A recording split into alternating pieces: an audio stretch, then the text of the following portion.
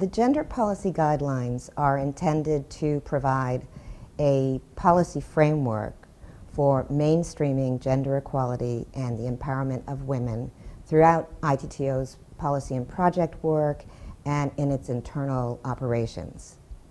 The guidelines, at the heart of the guidelines are 8 core elements which coincide with major aspects of ITTO's work and functions. And under each of those elements are specific guidelines that would literally guide the work of the organization. Well, it's widely recognized that gender equality and the empowerment of women is essential to achieving sustainable development. So this is equally true that gender equality is essential to achieving the sustainable management of tropical timber-producing forests, which is a core objective of the ITTO. For example, rural women in many parts of the tropics are the primary collectors and users of forest resources, such as fieldwood, wild food, and medicinal herbs.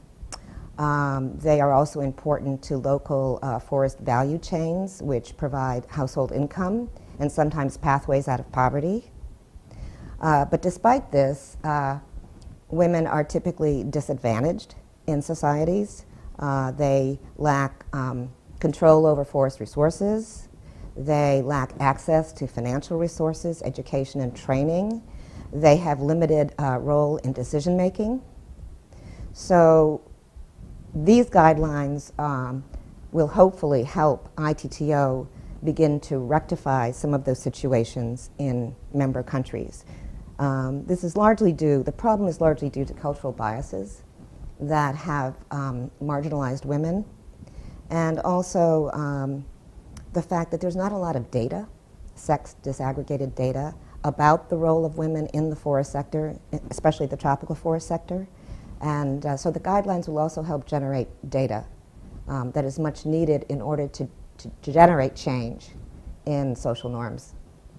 Well, I suppose broadly speaking, the guidelines will help ITTO fully integrate gender considerations and the empowerment of women in all aspects of its work, its policies, its projects, its thematic programs. Well, to the extent that ITTO can be successful in actually catalyzing transformative change in gender roles and norms, that will have a long-lasting impact in specific societies. Lessons learned from that can be upscaled and applied elsewhere. And it's possible that where ITTO is successful in the tropical forest sector on gender, that could have a rippling effect to other sectors that are related to forests, like agriculture and water.